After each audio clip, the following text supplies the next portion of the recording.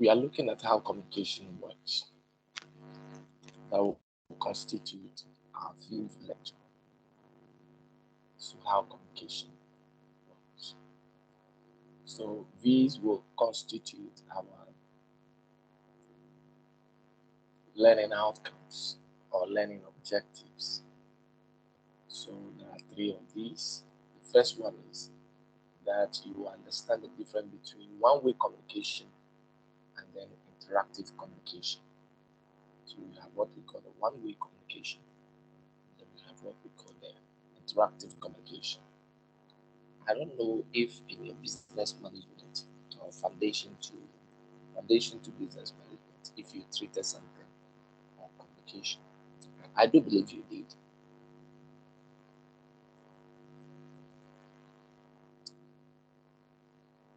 So if I ask and you have a knowledge, please you can indicate it that you did or you did not. Okay. So don't keep quiet.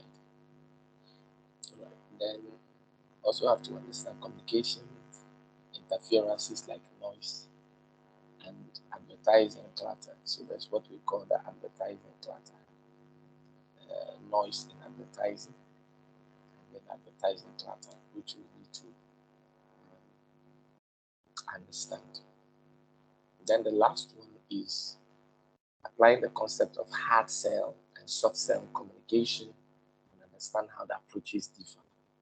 So we have what we call hard sell and the soft sell communication, and the approaches differ considerably one from the other. So we want to look at the communication models that are the communication models that are there. Now to proceed with that, this is one of the channels when it comes to communication. So this is one of the channels. And the moment we talk about communication models, then we are talking about numerous theoretical and practical models. Okay, so if you have any time you talk about communication, there are several models you have to learn. There are practical models and theoretical models that you have to learn. When we talk about theoretical models,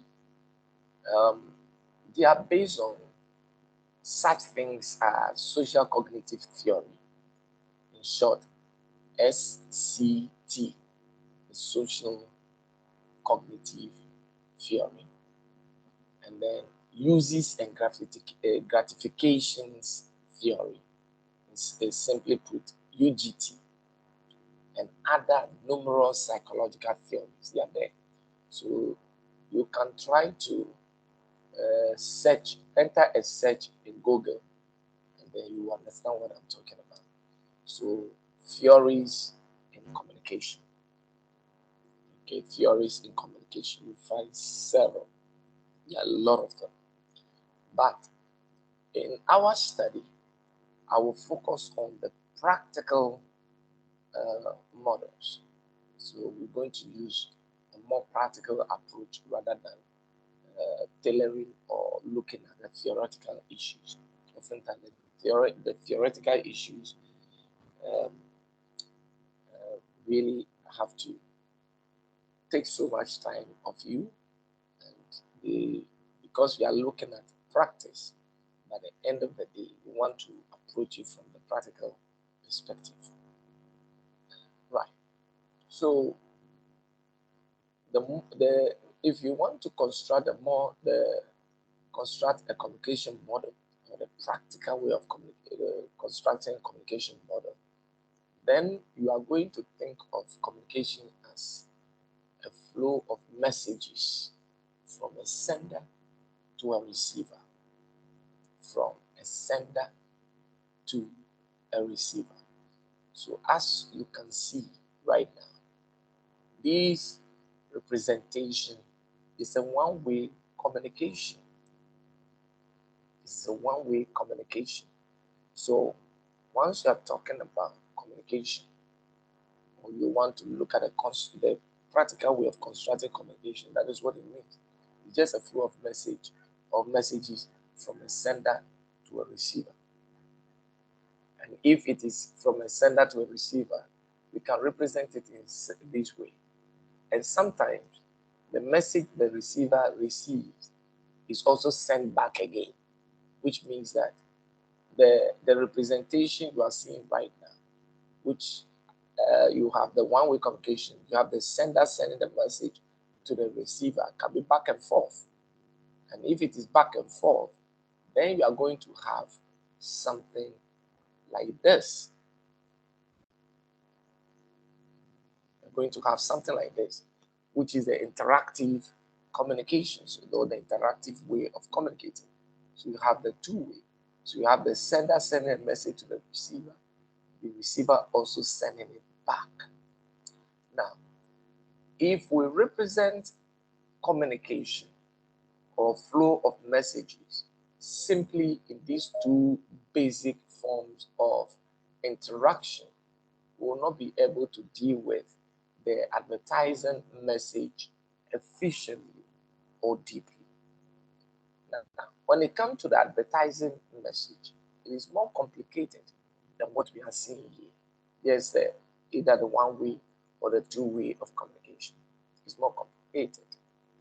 The interaction is usually initiated by the advertiser using messages to make the consumer aware of the brand. So if you, as I've just indicated, using the two model, they're just simplistic.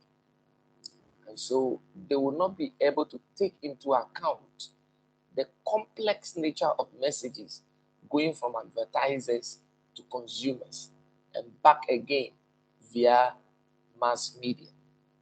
So you have the advertiser sending a message and then back and forth, and it's a very complex one. So in approaching the interactive way of communication, we'll go beyond just the two simple one-way or two-way communication channels. Advertising messages go through a number of steps. They go through a number of steps. And at each step, each message is susceptible to advertising greatest enemy, or is susceptible to what we refer to as noise. Anytime an advertiser sends a message, there are some complex issues that the message encounters. So as I've just mentioned noise. The advertisers send messages, but anytime they send message, at each step of sending the message becomes susceptible to noise. So it makes it so complex to understand the nitty-gritties that goes on there. Noise. Now, we want to talk about these into some detail.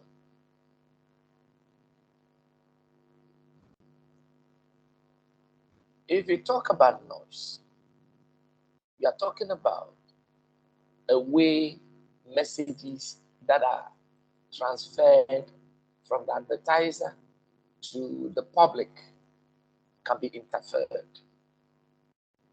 This is the reason. Every message that is sent by the publisher or the sender, in this case, the advertiser, needs to be encoded. The message needs to be encoded. So when we talk about encoding, we are talking about the message that is composed into a particular form by the author. So the message that the advertiser is sending needs to be composed into a particular form. And the message that is encoded must also be decoded by the receiver. It means that the receiver now converts the message into something personally intelligible, something the recipient understands clearly the message to be communicated. So every message also needs to go through a communication channel, right? So this is where, when we talk about the communication channel, we are talking about the medium for transmitting the message.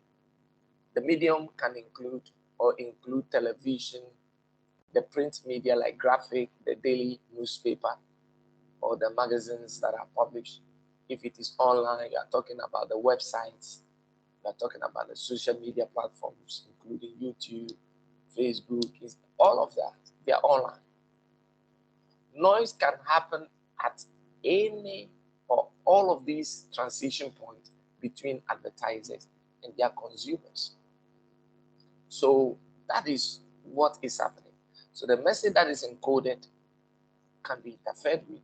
The message that is even being decoded by the recipient can also be interfered with. And talking about a communication channel as the medium.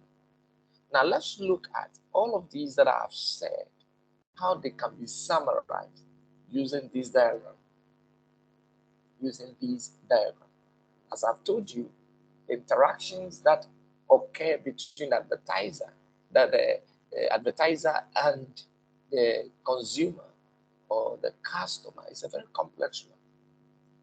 And at each stage, the message can be interfered. So if you look at this diagram, it captures succinctly what is happening or what takes place in the communication activity. So that advertiser, who is the source or the sender of the message, he encodes the message. But even sending the message can be interfered by noise. The message that has been encoded can also be interfered with noise.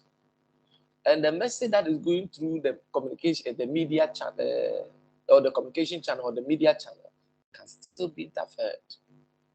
Just when the recipient has received the message and trying to decode the message, it still can be interfered by noise. So the NNN you are seeing there is telling you that at every stage of the communication, transfer of the communication, there's something happening. There's a potential interference, which we are referring to as the noise. So noise, if you have taken note, is another word for interference. Many unfortunate things can happen when a message is interfered with. For example, consumers can miss the message. When the message is interfered with, consumers can miss the message. Consumers can get only part of the message, which means that whatever you have said, they will not get everything in the message. They can miss part of it, right? The worst thing is that consumers can even become confused by the message. Confusion then can lead to consumers reaching the wrong conclusion. So you have intended to communicate a particular message, but because the consumer is confused, the consumer now has reached a different conclusion of what you are communicating, which is a wrong one, which is not what has been determined. So that is what we refer to as noise. Okay? And even sometimes, consumers can become annoyed or frustrated by the message. And anytime they will see that kind of message being sent out, they are angry. So they are frustrated, they become angry, and they don't want it. So imagine advertisers who have spent a lot of money, a lot of time, and resources to get their messages to consumers, and only leaving consumers annoyed, confused, and frustrated. This is what noise does.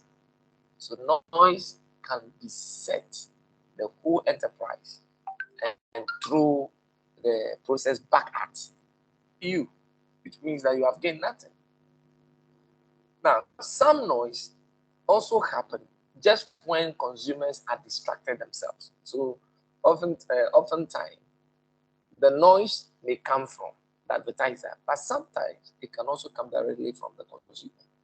And this time, when the consumer is distracted, for example, you have a consumer talking on phone while watching television, or talking to, if the consumer was in a car, talking to passengers in their car while driving past an outdoor billboard.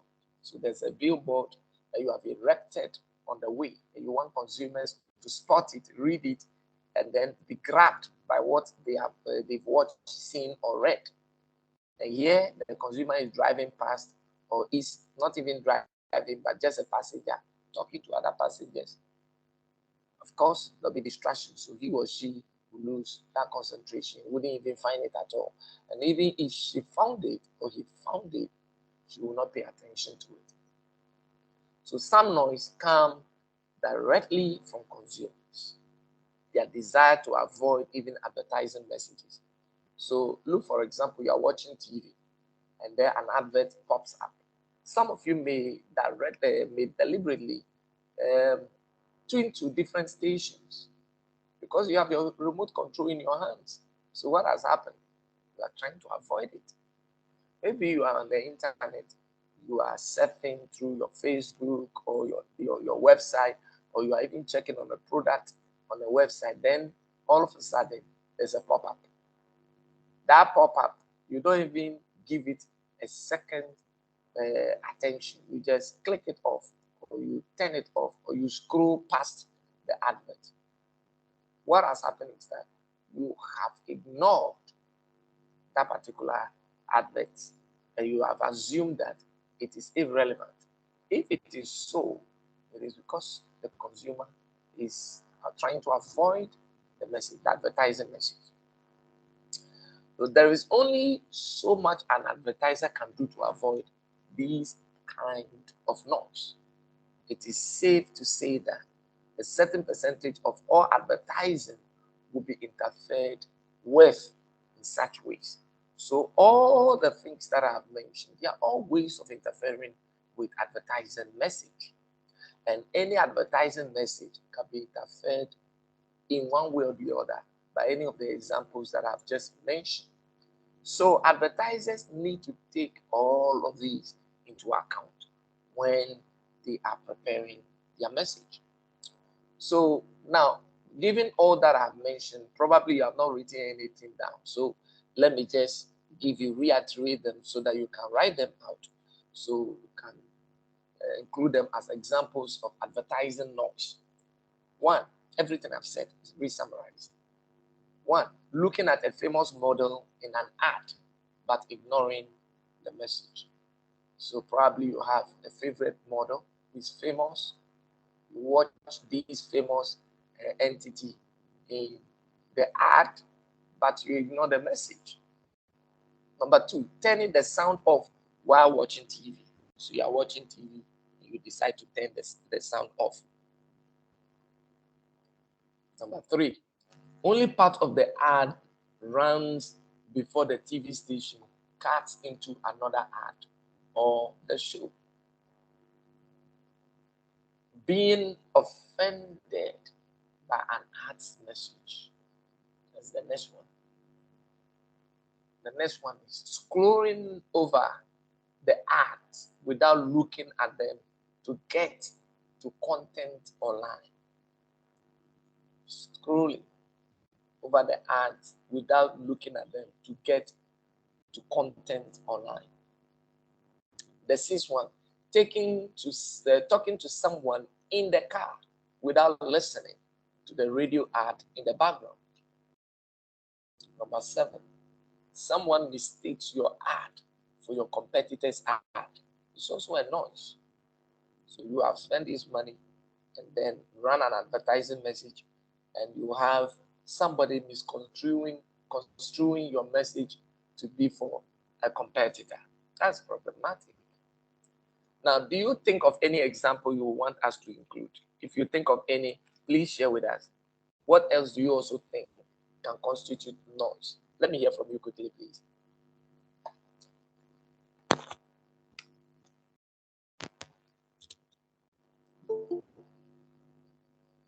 Please share your thoughts. What else do you think can constitute noise?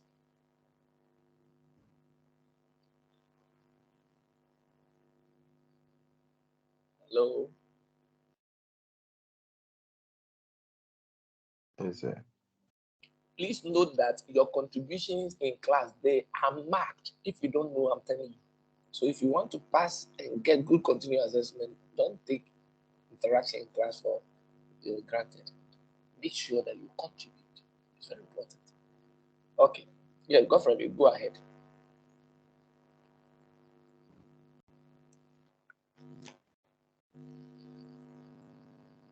Yeah. So maybe let's say you made a purchase from a online shop, and since then they've been sending since you've subscribed to their site, they've been sending you unnecessary messages concerning promotion and other stuff. So because the messages are too much, you might find it as a disturbance or a noise, so you disregard them. Okay. That's a good one. Thank you very much. So when you think that maybe a brand is interfering with your personal space, okay, that's a good one. Any other?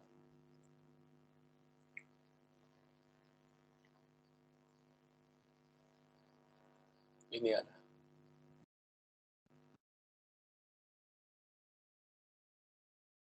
Any other?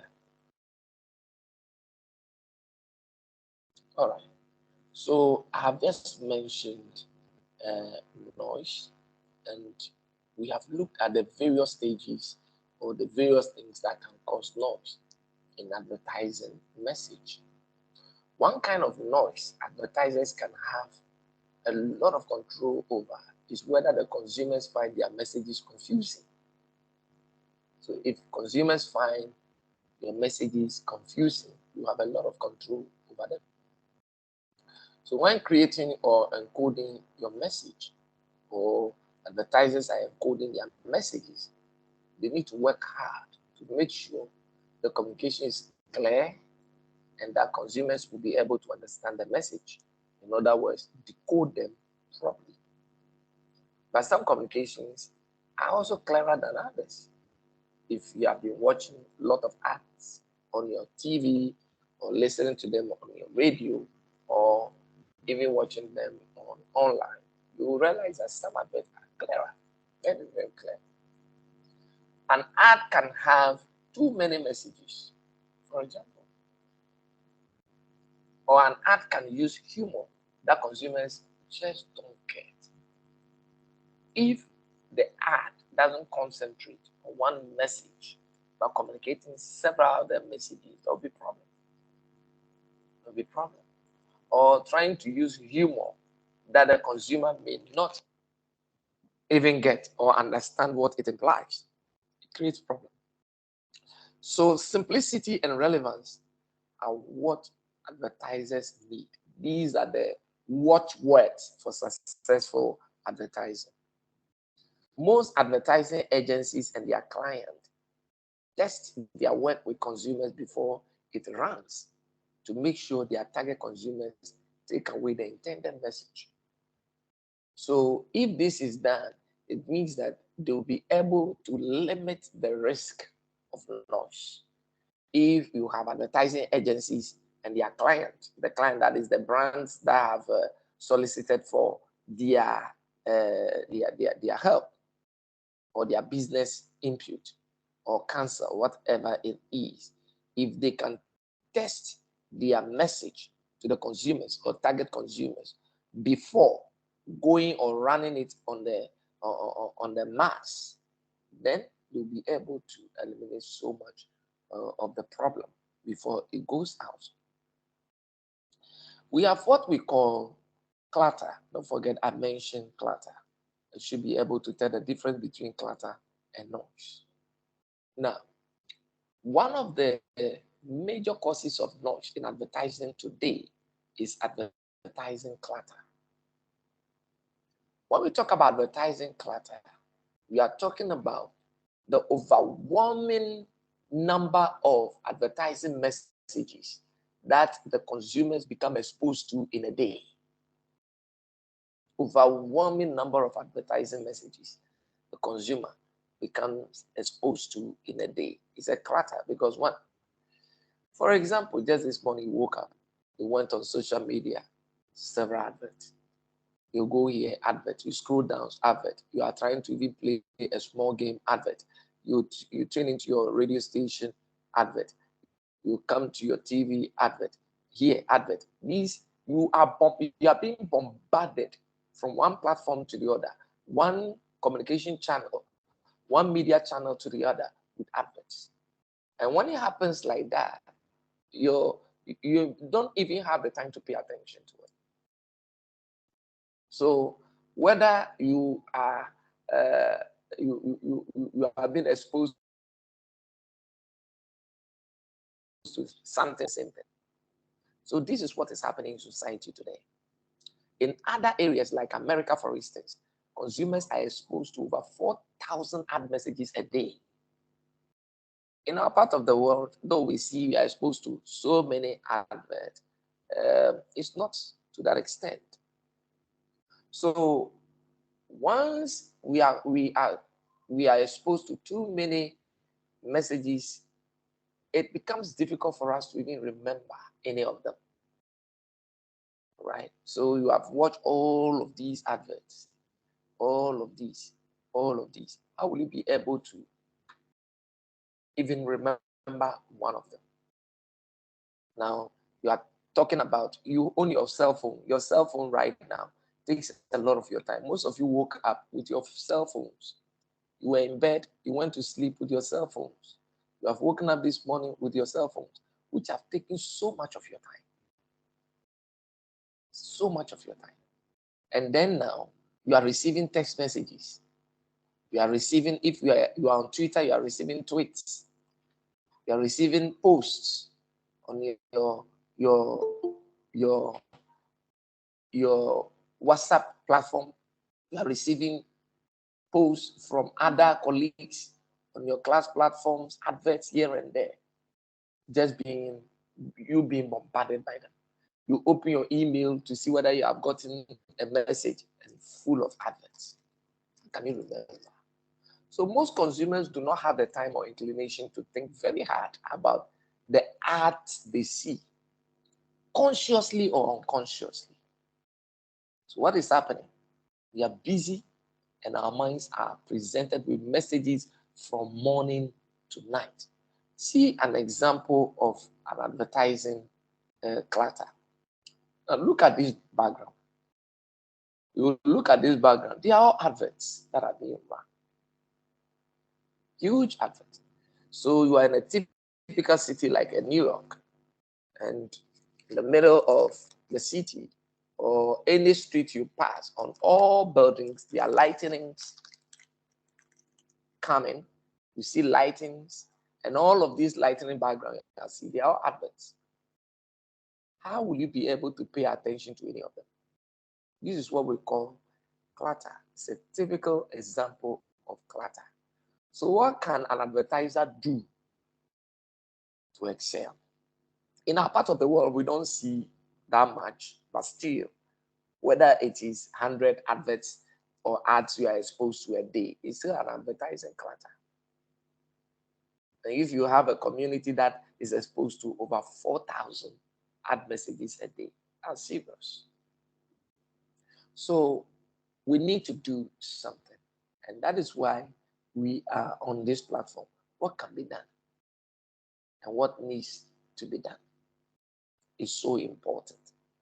That is why Zinraj was a former CEO of Harper Marketing. He said that as a society, we are just trying to survive an epidemic called time starvation. There's no time. And then he said 95% of advertising content produced by brands goes unnoticed by consumers. That is because we are creating as much content every month as we did in the first 2,000 years of civilized existence.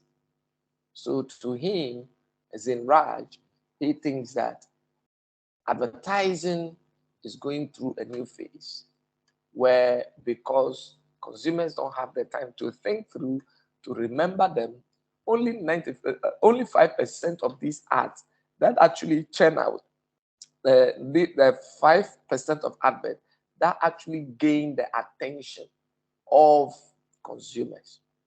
That is what he says, Raj said.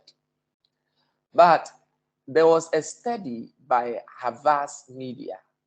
Havas Media, they found that, let me see whether I can find that link. I posted a number of links on your platform, on the main platform.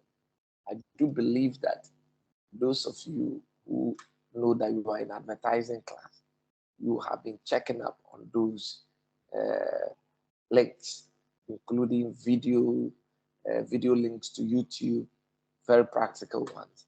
I do believe that those of you who really want to do a lot have seen this happening. If you have, then you will stay ahead of the class. Right. So let me share this info with you. Um, let me share it on your platform first. So, all right. So this is only one that I'll share. The rest, they are on the main platform. You can get them from there, and then you read. I intentionally posted them for the view of all students, all students on the course. All right. So that is the content. What Havas actually put out. Havas actually found that 60% of content created by the world's leading 1,500 brands was just clutter. Was just clutter. 60%, which implies that only 40% of those contents that were created by brands works exceedingly well. So this also gives hope to advertisers and to you who are training in the science of advertising, that there's something to do to gain attention.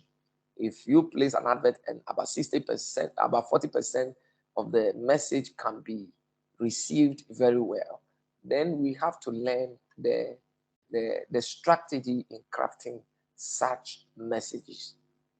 So that is one of the good news coming from Havas Media. Unlike Zain Raj, will say that only 5% of these messages actually has impact. Right.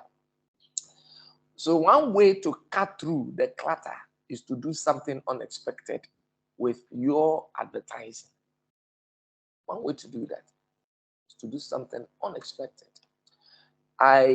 One of the videos that I showed you, I posted on your platform was about Mitsubishi, their Eclipse Cross. So in 2018, the Mitsubishi car advertisement actually featured nothing more than a salesperson, a boring salesperson who was offering a test drive of the Mitsubishi Eclipse Cross Freestyle. And it was boring until these salesmen just broke into an incredible freestyle rap in the car, sitting next to the test drivers. What actually followed was so fun, it was so surprising, it was memorable. It is something that you can easily share with your friends. It was attention grabbing, and it was good. So that is actually an example of how to um, cut from clutter, how to stand out from the clutter. And since we are in a world of extreme clutter and time starvation, that advert is actually a recipe for success, which every advertiser, including students of advertising, who are taking the course in advertising, should take note of, about how to craft successful adverts. So let me try showing you that. Um, okay, that advert so that you watch it for yourself and then you can comment. To be important, you comment. Right. So Mitsubishi, Mitsubishi. So Mitsubishi Eclipse Cross. Mitsubishi. All right. Um, okay. It's available now.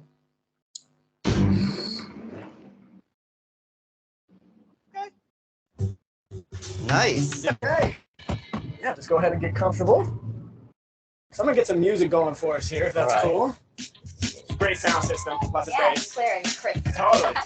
Actually, you know what? Yo, you with the wheel, feeling like a big boss in the all new 2018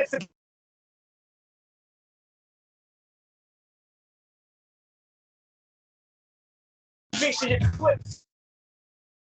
Blocks with a touchpad like the mouse on your laptop. On the dashboard, horizon reload. A full color head up display to keep your eyes on the road. Futuristic super all-wheel control. 3 modes so you can tackle street gravel or snow. It's Mac, yeah, yo, I'm burning the mic. Better hit your signal on, cause we about to turn right. Yeah, check yo, he likes the way I'm styling. How can I tell? Cause my man said he's smiling. Yeah, the way I do it, I just groove to the jams. I know he's feeling the flow, that's why he's moving his hands. We automatic with the high beams, got it up the front shit. Watch modes of an 18-inch wheel. Sally is on. Tell your homies they can come chill. You can impress the people. For the red seats, got the heat. Everybody gets an equal. USB for the charging, multi-pin for the parking. Plus rear cross traffic alert for anybody trying to barge in. Gotta tell you, it's a long list. Finally struck this a key track. 8 speakers plus a subwoofer in the back just to get the beats back. LED lights to drive in the night. Design make you feel like you're rich. Come on the side, be shining so bright, you're blinding them like an eclipse. Yeah. Did you have any questions or? I mean, that's the tip of the iceberg. So you thinking lease or buy or? Definitely purchase now after that. All right. All right, guys. You've watched the advert. Jeffrey, what do you make out of the ad? The Mitsubishi Advantage.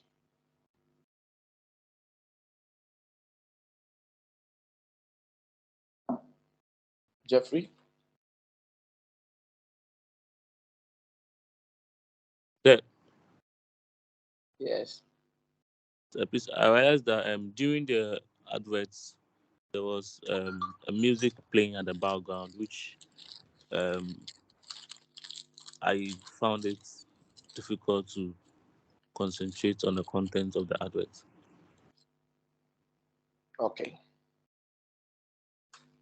Kobe, what do you make out of the advert?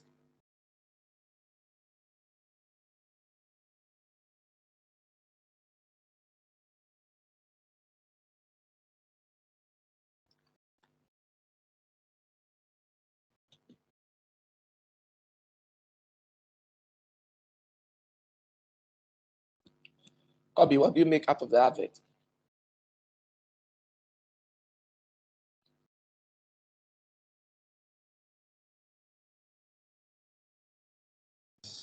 Music noise. Yes, Kobe. I realized that it was make mark noise in the background. So you didn't watch anything, you didn't see anything, whether the advert was effective or not. All right, And Godfrey, what did you make? Godfrey, what do you make out of the advert? Well, sir, it's memorable. It's for someone who is for example, due to the way they approach um they made the approach to the customers, it's something that might intrigue the person to, even if the person is not interested in the product, the person's thoughts or idea towards the product might change. For instance, the last guy that was shown in the advert, from the look of things, you can see that he was just told to come for a test drive, but after his experience, I think the salesman gave changed his mind, because he said he might make a purchase after what just happened. So I think it's a good approach, and for someone like me that I just watched such an advert, I think it might stick in my mind, and anytime I'm just walking, the video goes, it will keep playing in my mind. And maybe in case maybe someone wants to purchase a car one day and the person asks if you know any specific car brand that you would like to recommend, because the video, because the advert is in my mind, I might recommend that car to the person. Or I watched this video and I think the car sounds perfect, so you should look at it, take a look at it, and maybe yeah, the person also go for the car. So I think it's a brilliant idea. The advert is brilliant. Thank you very much. So that is exactly so as Godfred has just indicated. Now, as we have spoken about, there's so much advertising clutter, and people are not prepared to give attention to all the ads they are watching, they are listening, and then that are coming their way. So for you to excel, then you need to grab the attention of the consumer. The advert needs to be memorable, it needs to be specific, it needs to be right to the goal. It needs to be right to the goal. So anytime you think about any car of a dream choice, if you don't take care, if you don't know different brands, what will come into your mind readily at that time will be the Mitsubishi Eclipse Cross. That will be the first thing. So your dream will be, hey, I need to get the Mitsubishi Eclipse Cross. No matter what, the first income I make, this is the car I'm going to buy. So this is one of the way to cut through the clutter and to stay successful. That is what you need to do. So important. And we always have to pay attention to these issues. Now, there's another example that I want to show you. So let me um, go there. I think those of you on the other platforms, I think I wasn't able to share the video with you, but now you can see where I am. Okay, so um, you want to do something, right? But being unexpected can also mean doing something just a little bit crazy. Being unexpected also mean you can just do something be a little bit crazy. So in 2020, this Kentucky Fried Chicken and then Cross, which is a shoe brand, came together, and then they launched a fried chicken shoe, which you can see. You've seen that if you look at this, what would you like to say about it? This is a fried chicken shoe. What comes to your mind? So you're having Kentucky chicken, fried chicken. That is what they are specialists in, the fried chicken sell, one of the finest restaurants. And yeah, then you talk about cross shoe. They are also specialists there. Then the two of them coming together to produce something like this. And then you happen to watch this. What comes to your mind? What will you want to say? Immaculate, Leslie, Rosemary. Yeah. What would you like to say?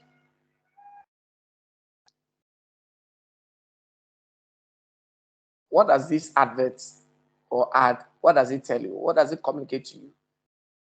Does it take your attention? Does it grab your attention? Is it memorable? Is it fun? Is it attractive? Will you want to pay attention to it again? Will it draw your attention further? Let me hear from you, please.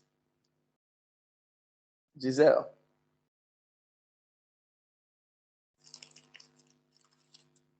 I think it's very strange. Okay. Thank you very much. Yes. Who else? It's important you try to communicate, interact with the class, and share your views. Because if you do it, it will help you. Well, say I don't think it's something that would attract my attention. So, Mm. Okay. Okay. Any other person?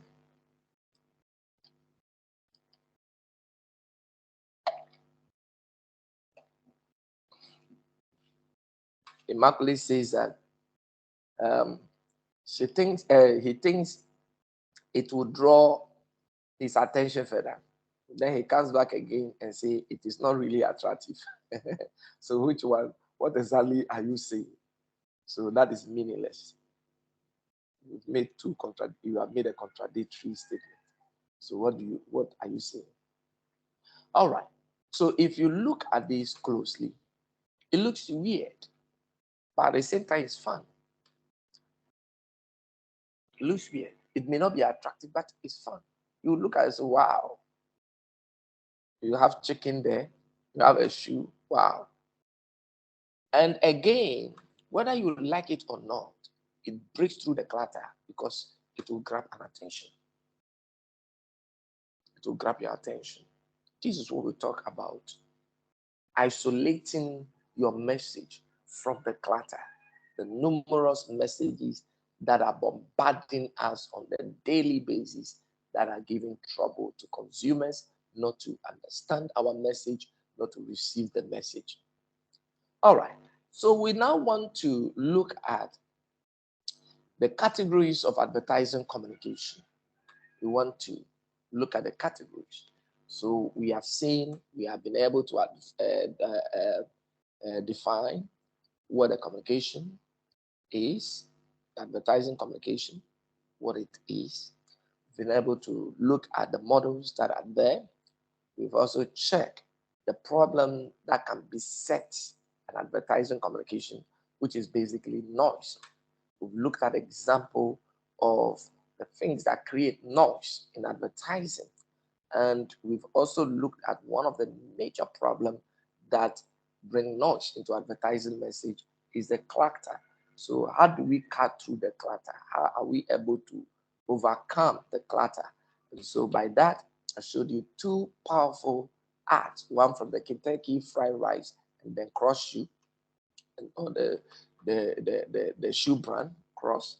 And then we've looked at how they place themselves to cut through the clutter, to grab attention, to make themselves memorable. So anywhere you are walking, whether you like it or not, that picture will be painted in your mind. It will remain in you. You will want to talk about it. If any of you can give me any example also in Ghana, I'll be glad. So can you give a few examples of attention grabbing adverts in Ghana as we move on to the categories of advertising communication? Yes, any quick one? Maybe it's an ad, audiovisual, or it's just visual. You can talk about it briefly.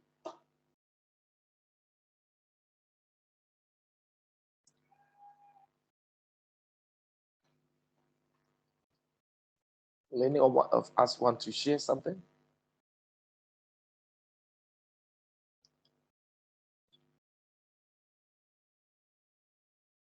Hello?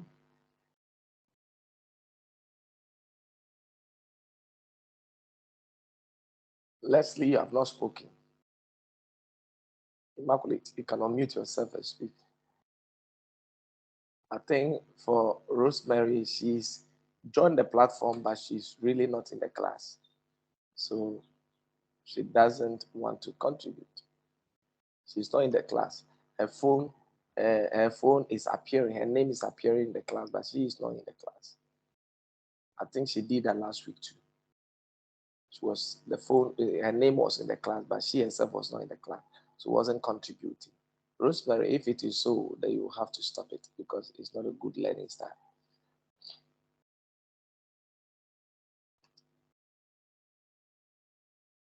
Anybody has something to share with us?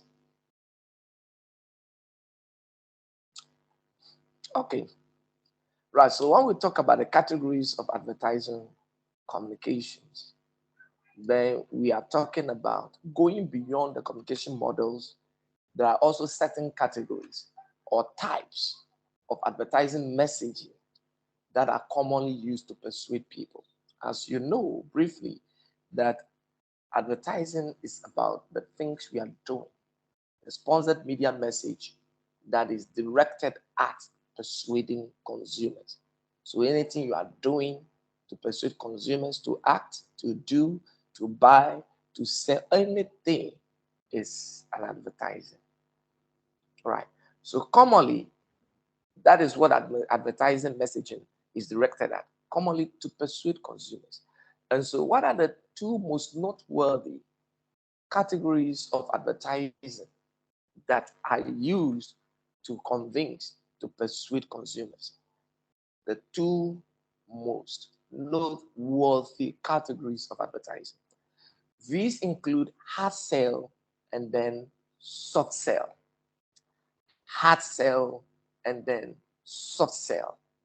When we talk about hard sell, we are talking about an ad that is very direct. The ad is very direct. They work on the belief that the best way to persuade consumers is via rational reason why messaging. So that is about the hard sell ad. It's about how to convince the consumer by giving the consumer reason. Think through the reason and see. Once the reason convinces you, you'll go in for it. Hard sell ads appeal primarily to the brain, and they usually focus on the product directly. So giving a strong reason or list of reasons to buy it is one of the focus, or is the main focus of hard sell. So we want to look at a good example of hard sell advertising, which was an ad for Gorilla Tape. So we want to watch this Gorilla Tape ad and see how it gives us strong rational reasons to buy Gorilla. So specifically, what exactly is the fact that the Gorilla Tape communicated to the consumer?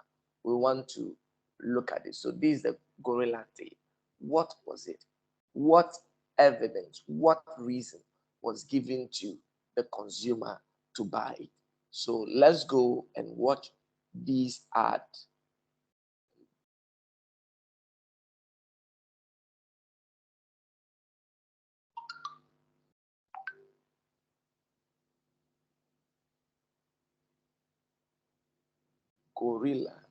Gorilla Tape.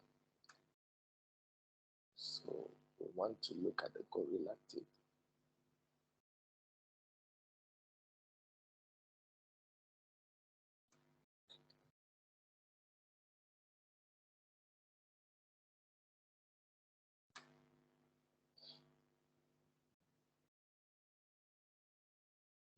Right.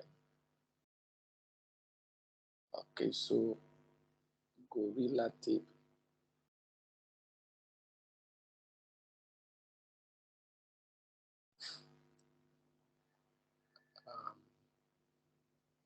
Just a minute as I look for the video.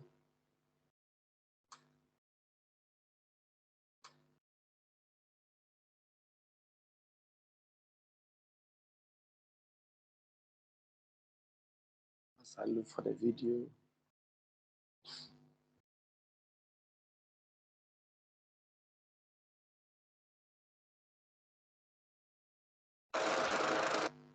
So Gorilla Tape. Let's look at it.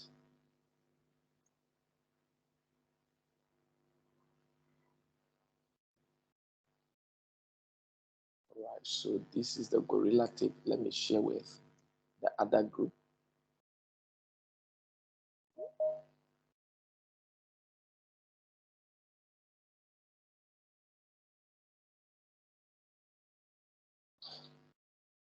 So You gorilla tape that? No. Why?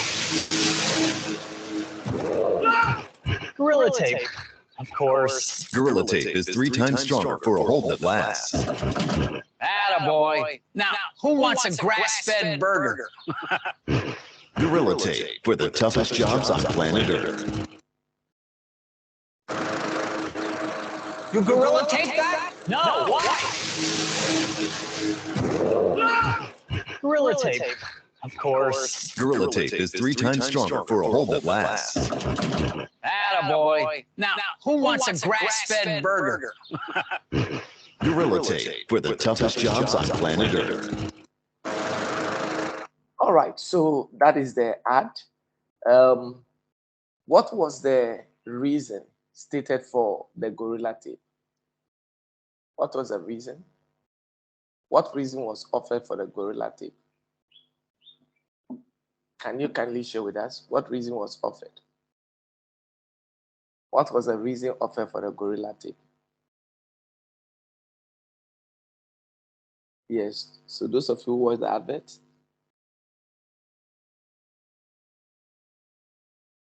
so this is an example of a hard sell ad. So what reason was given? Because we say the hard sell actually appeal to consumers through giving them reason why they should buy, why they need the product or the brand. So what reason was offered here for the gorilla tape? What was the specific reason?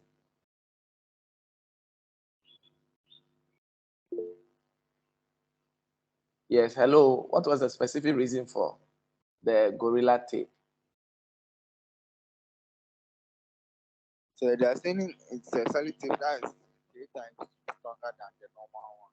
So they are saying that it is 3 times stronger than the normal one. That is the reason, and exactly so.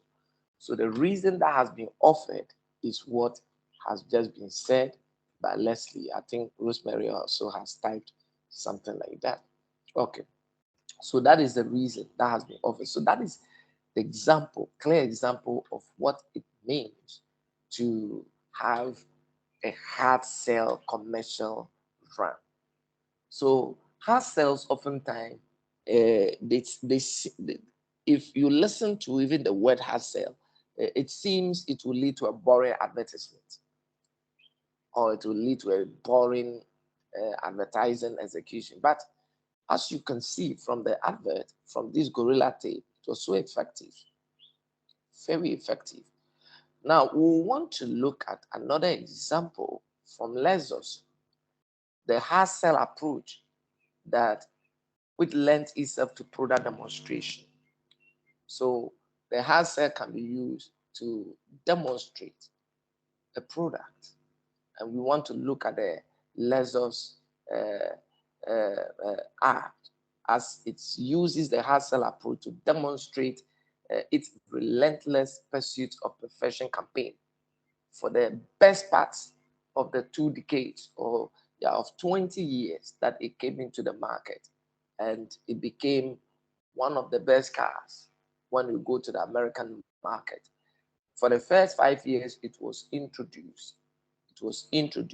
It became the most selling or the most important luxury brand in the United States.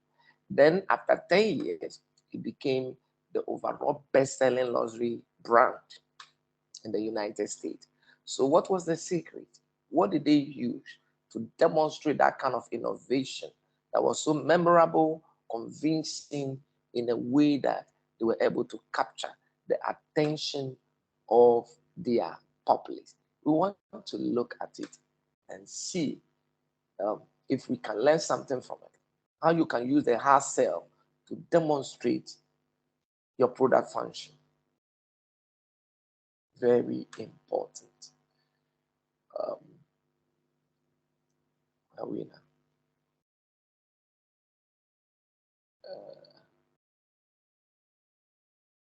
I think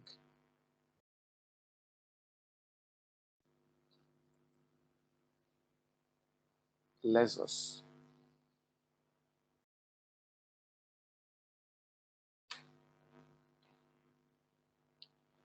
I'll just play a few of these. The rest of the videos the links are on your platform. Auction Export is a licensed Canadian business with 3 branches. So I think the other group, let me share it with this at the group.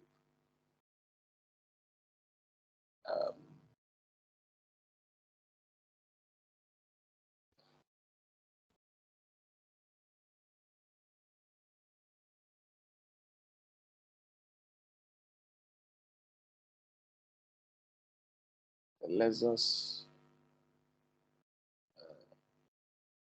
I think those of you on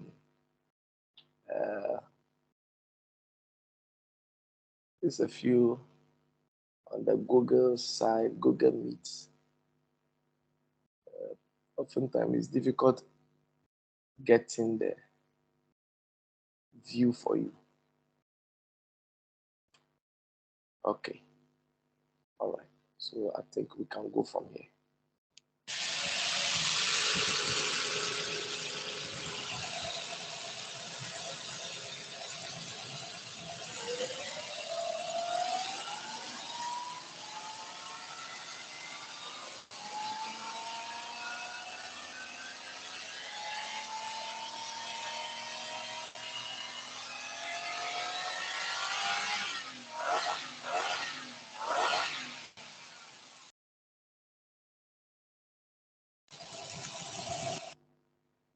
All right.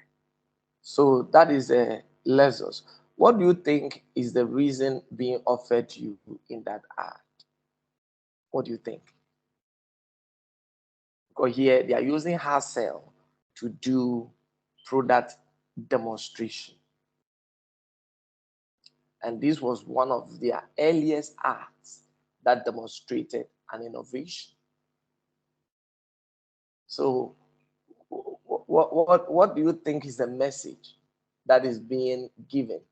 The message that has been communicated to us through the product demonstration. Here, no talk. You didn't hear anything. Nobody was talking. But still, it is an ad. And the message is being communicated. What was the message?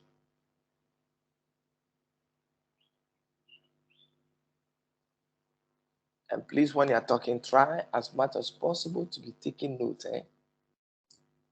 Take notes.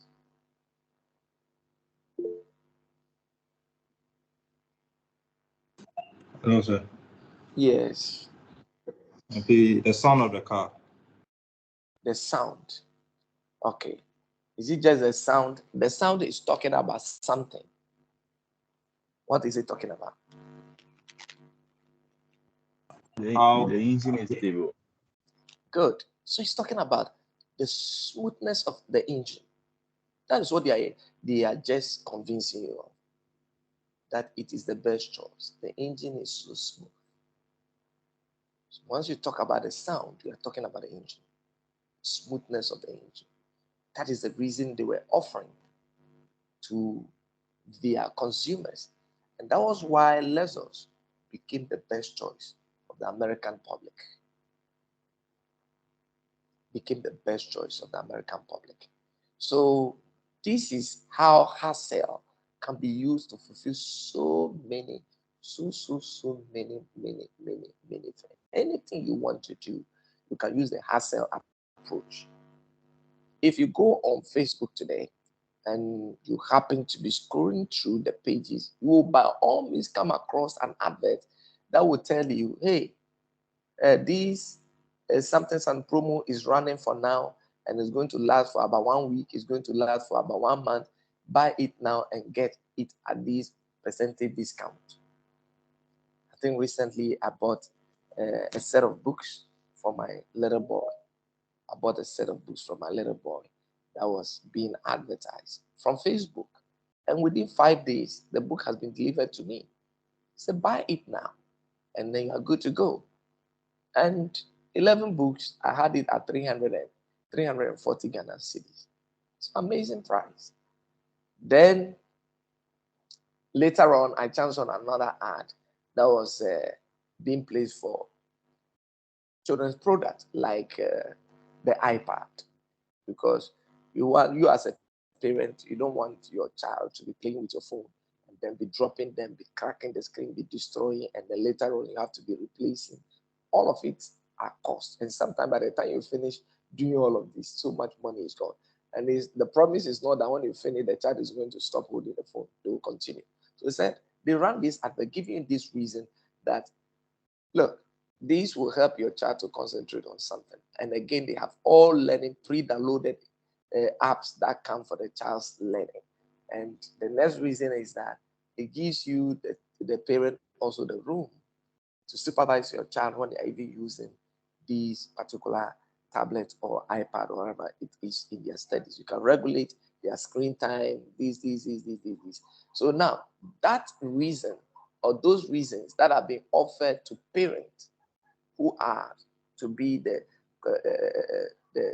consumers are tangible enough to convince you to go and buy. So I place an order for it. That is how it works. So hard sell is one of the selling strategies, one of the categories of advertising message that can be used. There are a lot of them. If you had watched through the ads, those are posted on your platform, you will get a lot more. So I will encourage you to watch the rest. I have a lot of them there because I think I have something even for the cover girls, the lash blast mascara brush that the females use for their eyes. Very convincing ad. So there in that particular advert, the hard sell focus on specific product features. The specific product features. So I can be asking you some of these questions in the exam. That's why it's important to take note of them. So I said the hard sell approach used for the lash blast mascara brush focus on what? The specific product feature. Specific.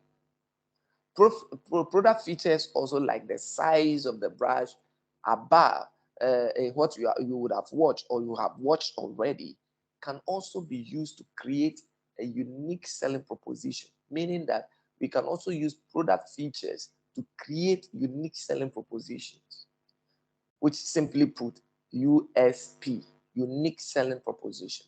And the moment you talk about unique selling proposition as we have defined So please, earlier, your screen is not showing. my screen is not showing. Yes. Okay. I think I have sent you the video. That is why I'm not playing it. So any other one I want to show you, I will demonstrate that right now. Okay. But I'm just giving you the examples of the hard sell approach that has been used. Okay. We look at the first one. We have looked at the second one. The third one is the lash blush mascara brush. Okay.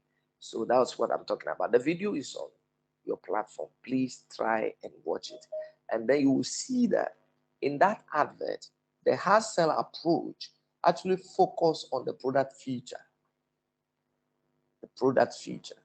And I'm saying that product features, like even the size of the brush in itself, could be used to create a unique selling proposition. Simply put, the USP. So how did we define the USP in the previous lecture? I said the USP is what distinguishes a brand and or its products or services from its competitors. That is the competitors' products and services. So the unique selling proposition, which was developed by the Rosa Reeves of the Bates and Company in the 1940s, have been used extensively to market certain product features that place the brand at a serious advantage.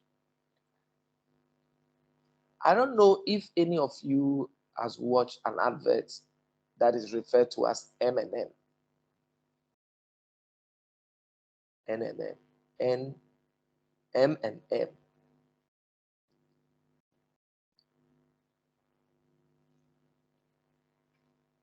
Yeah, anything. So if you have watched that advert, the M&M, you will see that their brand's unique selling proposition was that it melts in your mouth and not in your hands.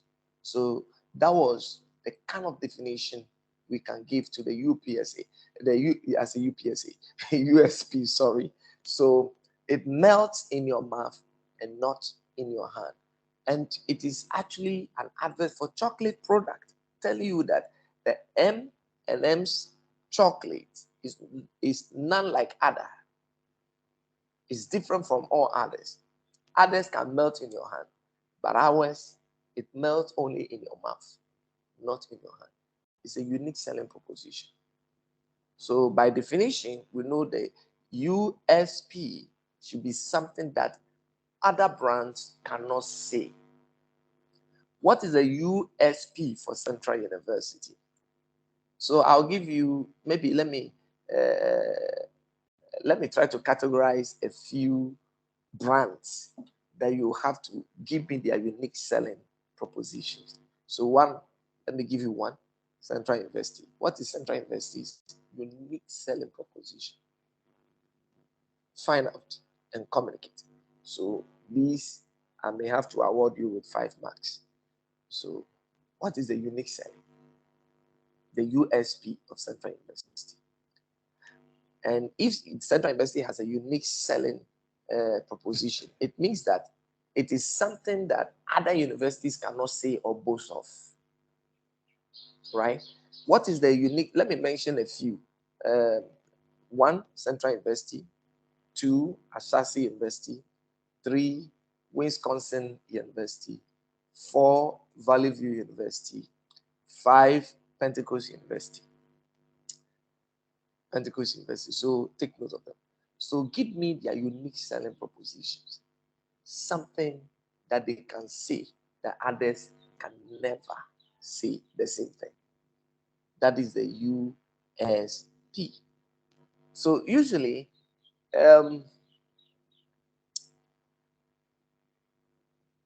when we are talking about the USP, the reason why others cannot say is because sometimes or oftentimes the brand is the first brand in the particular category to do something.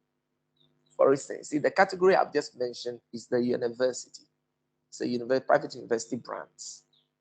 So if that university is the first within that category to do that, it remains as their USP in the category of private university education providers in that particular category. So in the category of private universities, where Central was the first to say something that others cannot say it, or Ashasi was the first to say something that others cannot say it, or Pentecost University was the first to say that and others cannot say it, or Wisconsin was the first to say that and others cannot say it, or Valley View was the first to say that and others cannot say it. This becomes their unique selling proposition. So I wish I can show you another example, but I think I have the video there on your platform, coming from Honda Odyssey, the 2014 Honda VAC.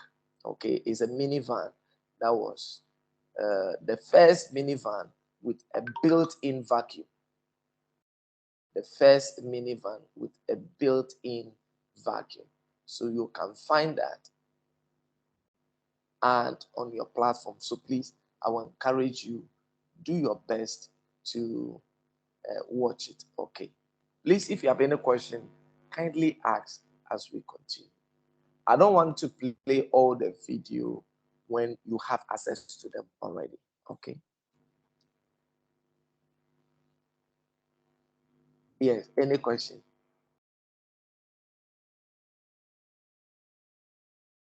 Any question?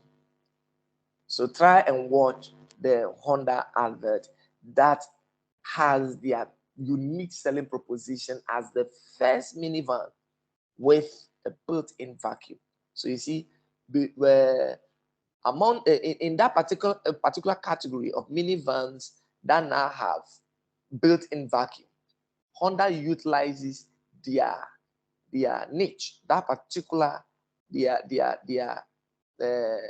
that they were the first to open the market. They use that as their unique selling proposition, and other particular brands cannot say it. They can, even though they also have built-in vacuum. What Honda will say, they cannot say it. So these are some of the issues that we need to pay attention to. All right, so I would like us to now move on to talk about the soft sell. The soft sell category don't offer reasons. Don't offer reasons. So before we move on to the soft sell, this is what I will require of you. Give us examples. Give us, each of you should give me 5 examples each of hustle arts in Ghana. 5 examples each. So you can type them or you want to say them, but I'll prefer that you type them so that those who want to take note can also take note. So please do so. We have just 1 minute to do so. List 5 of them. You can also confer to do that. Thank you. I'm waiting for you.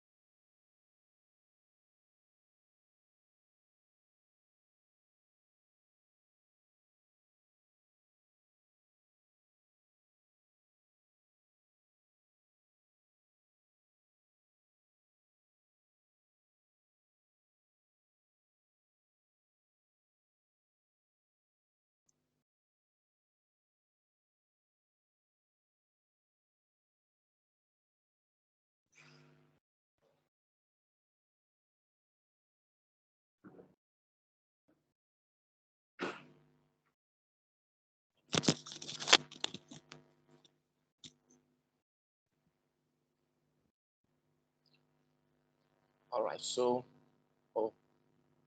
forgot to share the screen with you. I just realized it. So we are dealing with hard and soft sell. Soft sell.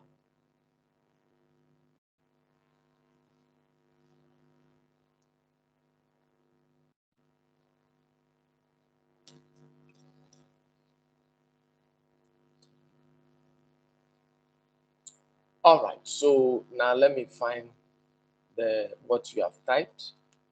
Um, think, um,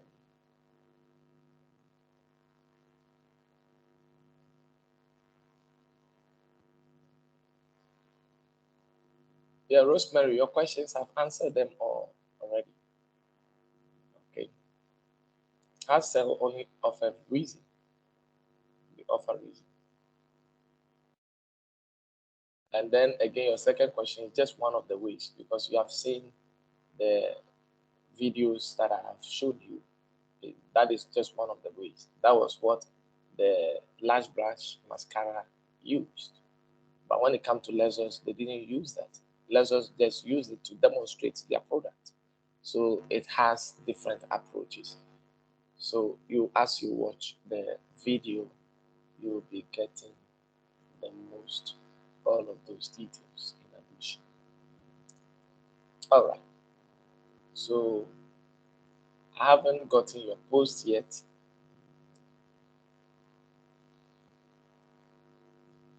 I haven't gotten your post yet. So if you want to say them, you can unmute yourself and say examples of hustle ads you have seen or checked out on the Ghanaian scene.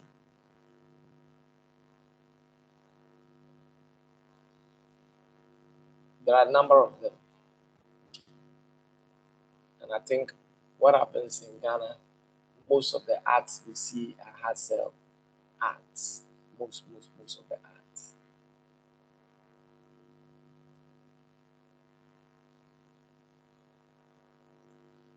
so those of you sharing, do your best to share what you have with us.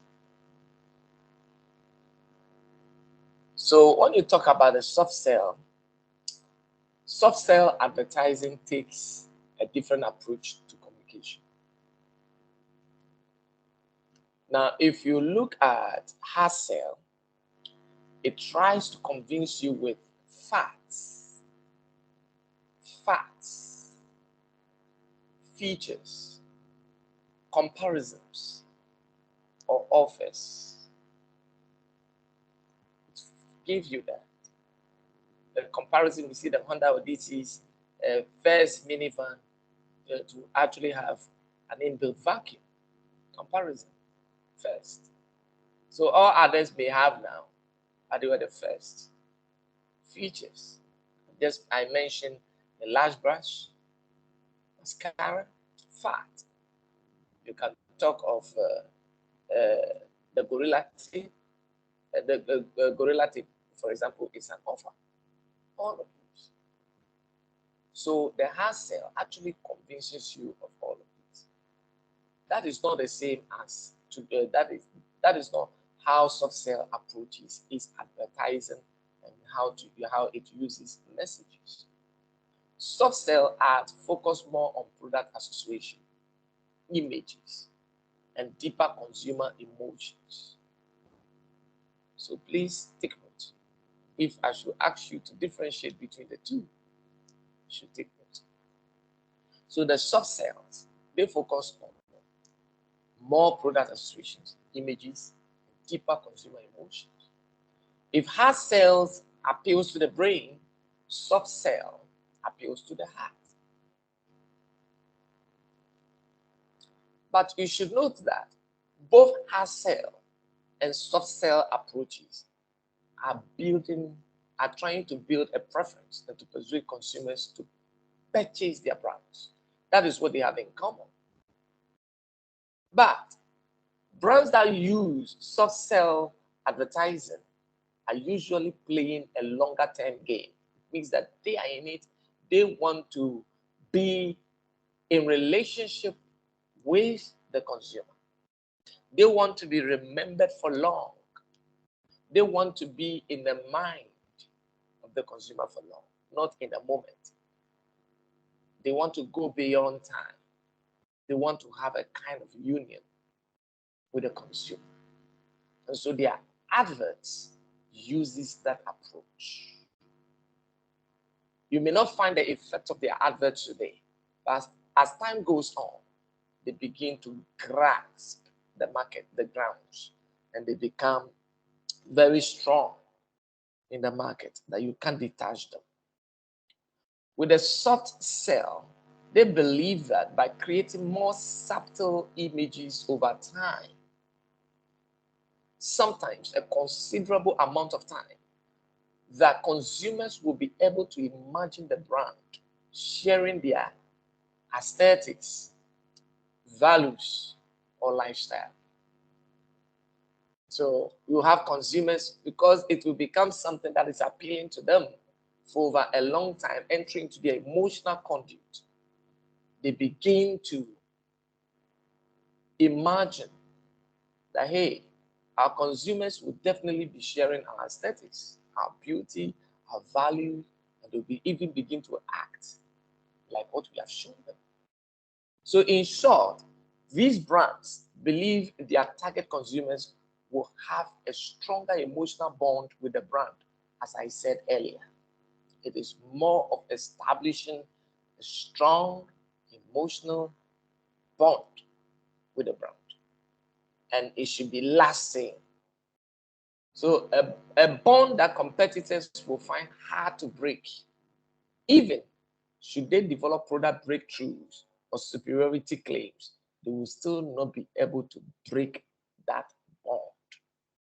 A good example of soft sell advertising is the story of Sarah and Juan. It is a lovely and tear-jerking ad for extra gum. In that particular advert, there was no superiority claims. The advert did not claim that they will make your teeth whiter or your breath fresher. There was no real appeal to the rational side of the brain. Nothing. What they did was only to appeal to the emotions.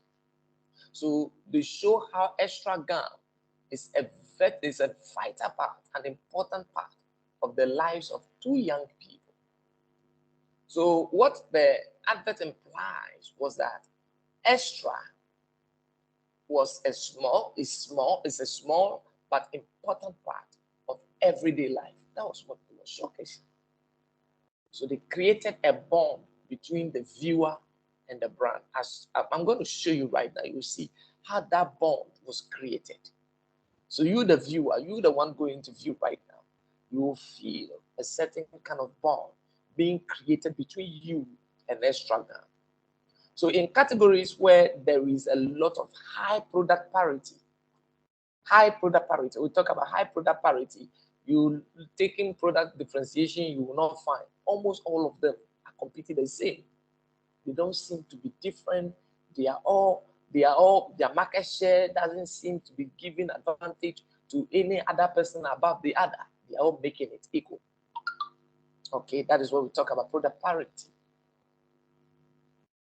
So in categories like that, that is the most effective approach one can use to do all of what I have just mentioned. So let me try to show us that ad. So let me look for it, and then um,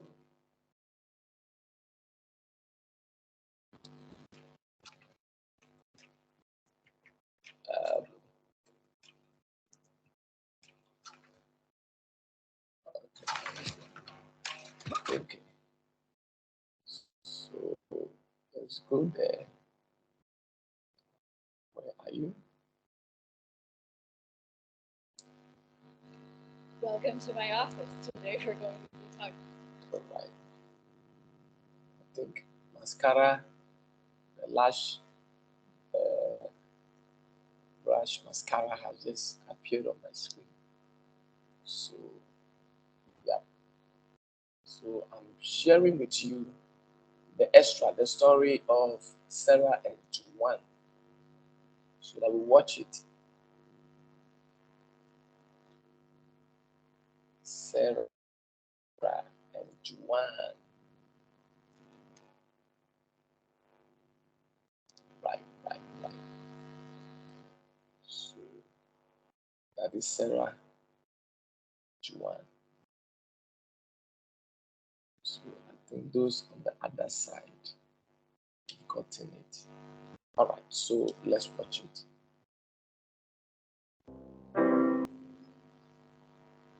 Right, so that was the ad, and then I do believe you have enjoyed your eyes and you have some kind of touch in your emotion. So as I said, in this ad, there was no promise to you, nothing. Extra gum did not say that, hey, if you take the extra gum, your teeth will become whiter, your breath will become fresher. It was nothing like that. It didn't give you reasons for you to think through about it. They were only appealing to the emotion. So what they were showing you was that extra gum is a vital part of the lives of two young people. So the implication is that extra is small, but a very important part of an everyday life. So they were trying to create a certain bond between you who have just viewed it and the brand itself. Okay, so this is a very effective strategy in trying to show or stay in a market for long and create a lasting impact on consumers. And that particular ad was so successful that Extra Gum became one of the top brands. They expanded their market share considerably, and not long ago, during the 2019. In the 2019, the company offered another emotional act because of the success of the first one. And this emotional one was between Bill and Max. And it was about a touching relationship between a young boy and his elderly chess buddy or friend. We talk about buddy is friend, all right? So that's the kind of relationship that existed between them because of the success of the first. So let me show you that also, and then I think we'll be nearing the close of our lecture. Let me share that also with you. So Max, Bill and Max. Let's check Bill. Max.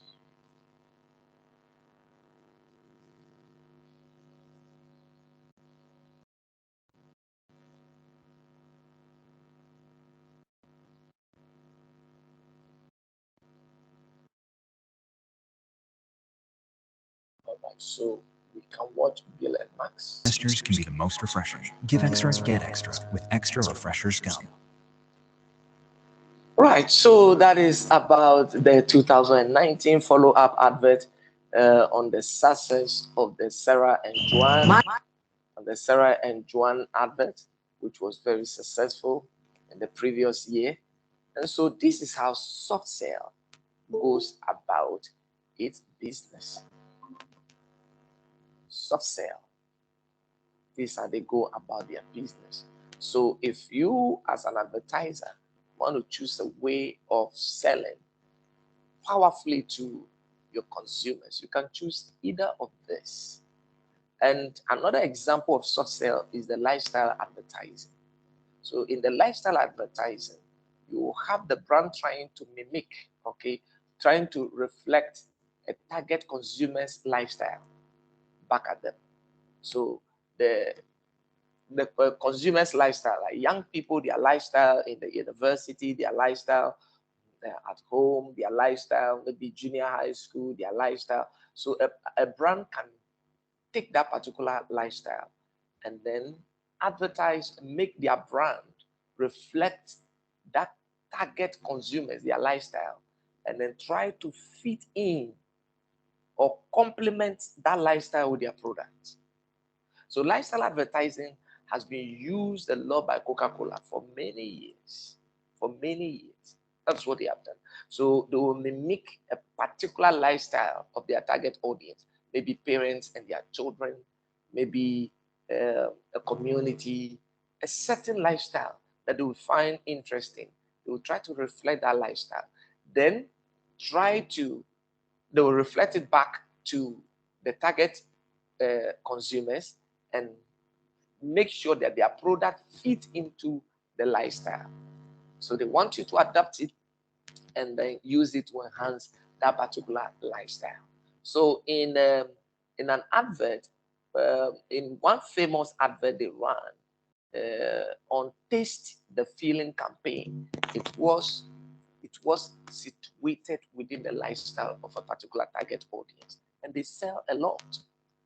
The use of these kinds of art has given them a lot of advantage.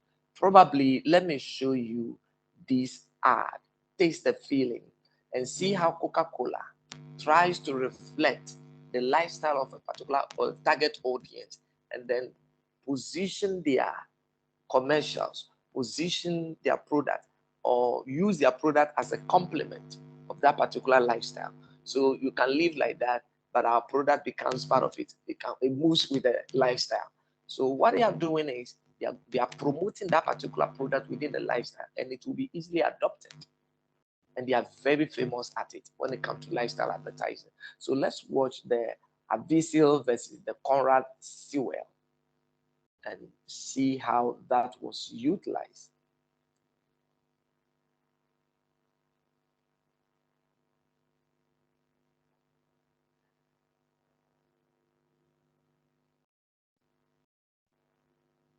Okay.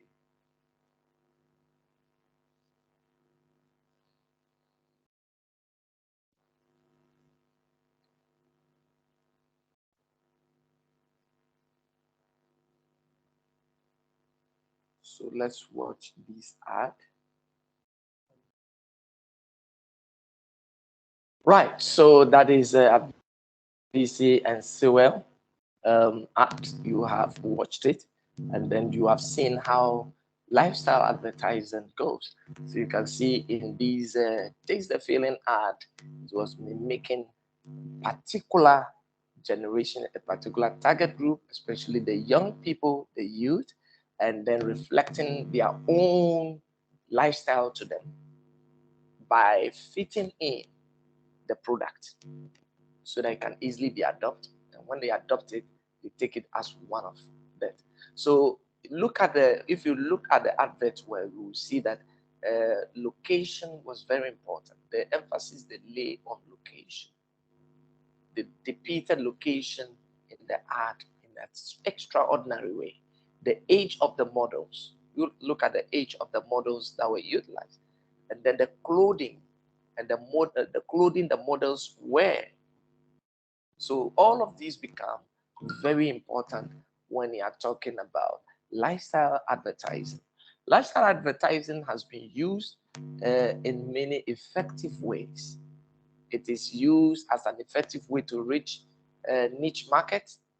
It also helps the brand make clear that the ad is targeted specifically to a specific audience versus the broader public.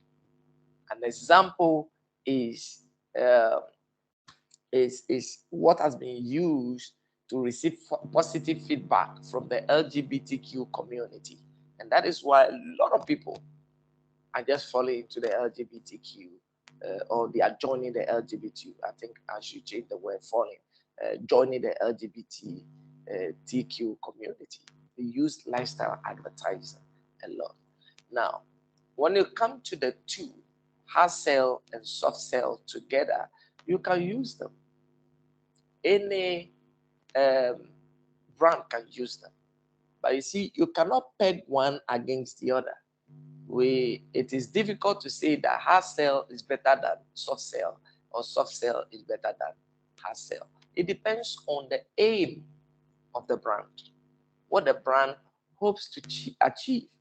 Is a brand trying to um, um, lead to maybe sell attitude that engages the community emotion? Is that what the brand is looking at? Or the brand want to appeal through the brain? So it all depends on the brand itself as to what it wants. So one cannot be chosen above the other, but both can be utilized in the word go to do whatever you aim at. So that is about what we have learned for today. Um, the how communication work in advertising. That's what we have looked at. So if you have a question, I'll give you a few minutes to ask your question, then we discuss them. Question, please.